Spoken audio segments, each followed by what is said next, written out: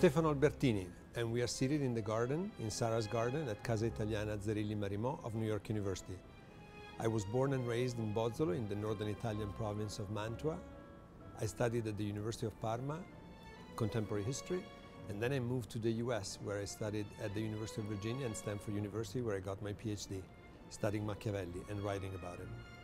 And then I finally arrived here at New York University to work first as a teacher in the Department of Italian Studies and then as director of Casa Italiana Zerilli Marimò. It's the job I've had for the past 18 years. It's a job I love that allows me to bring Italian culture to America in all its possible facets.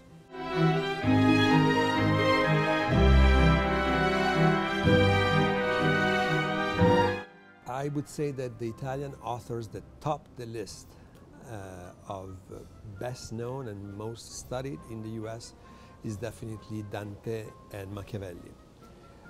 Everybody else come much after them, and I remember in the beautiful tapestry in the big library at Stanford University, it's a beautiful tapestry with it's a collage with all the names and the book covers of the great classics of world literature. At the very, very, very top there is Dante Alighieri, and I always thought that that had not been a random choice. He's right up there. And Dante is studied in all American universities. Even in the few ones where there are no departments of Italian, there is somebody teaching Dante. Could be in the philosophy department, in the English department. So his presence is very much alive, and the contribution of America to the field of Dante studies is incredible. And it was especially valuable at a time in which it seemed that in Italy only a Croatian reading of Dante could be possible. The Americans showed that there were many other ways of reading Dante.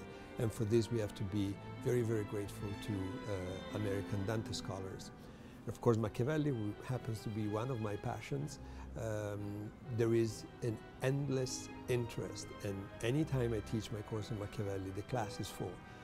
And the most interesting and rewarding experience is when I ask these young students, how come you are taking a class on Machiavelli? And the kind of answers I get are sometimes surprising and sometimes exhilarating and sometimes just funny.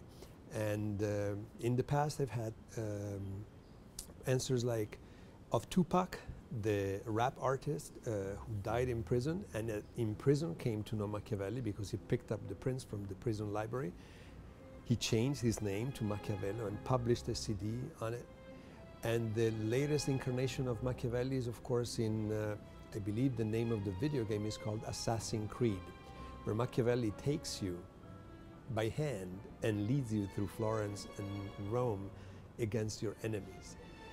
But all these incarnations of Machiavelli, as strange as they may be, contribute to create an interest for the figure.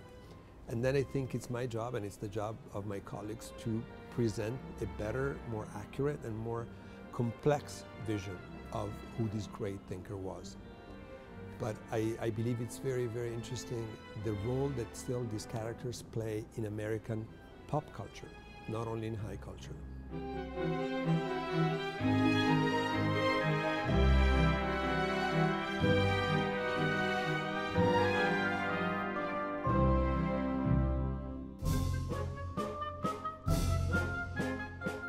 Casa Italiana is both home to the Department of Italian Studies at New York University, one of the largest and most respected departments of Italian studies in the US, and is also a center for the promotion of Italian culture. And more than promotion, we like to emphasize the fact that we are a place of dialogue, where we try to bring together Italian and American culture in all its different aspects. All our events are free and open to the public. We have a very solid base of followers on top of our students and faculty who come here to really cultivate their interest in a variety of different aspects of Italian culture. And aside from the most expected ones, like that you would imagine, like music, opera, visual arts, literature, there are lots of people also who come here for events that relate to history, to politics, to economy, and many other related aspects.